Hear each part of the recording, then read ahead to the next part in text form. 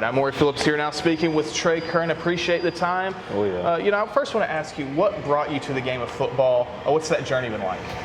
The thing that brought me to the game of football, I'd probably credit it to my dad. My dad was a big football guy. He played for as long, I don't know if he had a college experience, but he played and he always pushed me. And, football is one of the only contact sports, and I just love contact. I love it. There you go. That's a common theme with a lot of guys out there. I do want to ask, you bring a lot of experience to the table for this team. Longest tenure player on the roster right now. Do you feel that need to really be a leader for those guys, whether it's in the tight ends room, whether it's just in general?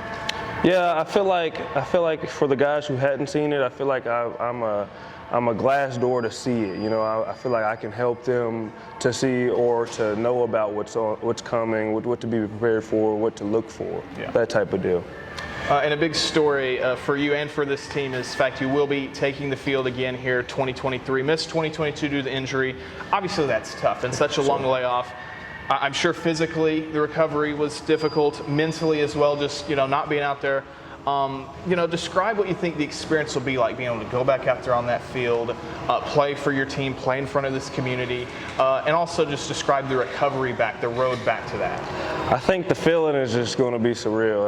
I can't wait. I've waited for so long, and it's my last season, the last time to do it, so it's just going to be a crazy feeling. And my recovery back was a long one, but a hard one. But one I wouldn't regret. I wouldn't go back and change in any way. I'm glad I'm not saying I'm glad it happened, but it really brought shades out of me that I didn't know I had in myself, or things I needed to work on, and consistency things, just things of that nature. And hopefully it feels again all worthwhile. And I mean, that experience playing in front of that crowd, I'm sure it's going to be amazing. Amazing. So I do want to ask regarding the tight ends room, that position. I know there are a lot of spots on the offense where you got some new blood, new starters, but you do bring back one of your teammates in Dean Odom. That's a guy last season, young guy, but he came forward. Had a pretty promising year. What's it been like working with him, and again, a younger guy, so maybe somebody you've taken under your wing and really brought forward with that position group? Right. So I worked with Dean all last year. So last year it was Carson Hemrick was our tight ends coach, but I was also there. So anything that Coach Hemrick didn't know or he needed like an insight on, I was there.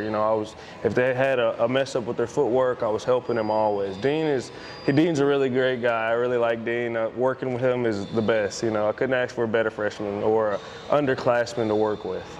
And talking about expectations for 2023, I'm sure you guys have a real chip on your shoulder, and it's going to be a difficult schedule.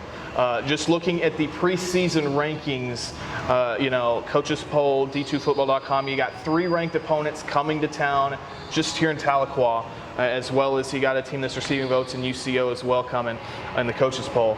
I do want to ask, again, difficult schedule, but I'm sure you guys feel like you have a lot to prove. Yes, sir. We just take it week by week. You can't look too far, you can't look too short, but you just got to go week by week and lay your bricks foundation and have a good foundation. I do want to ask, talking about the other side of the ball for this team, the defense. You battle against those guys all the time. You know that defense better than any offense in the conference does right now.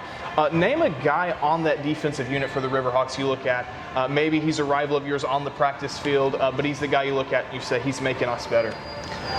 I say Blake Horn. Blake Horn, Tahlequah guy, is a really great guy, really strong guy.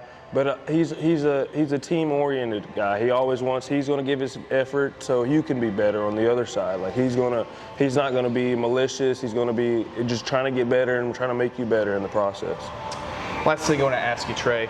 I'm sure there may be some friends, family watching back at home, but just in general, got anything you'd like to say to them before we put a bow on this thing? Any message to the RiverHawk faithful? Again, need their support for a big 2023 season. To the RiverHawk faithful, we're football players. We're energy feeders. Come out, support. We love it. We'll always love it and appreciate it, for sure.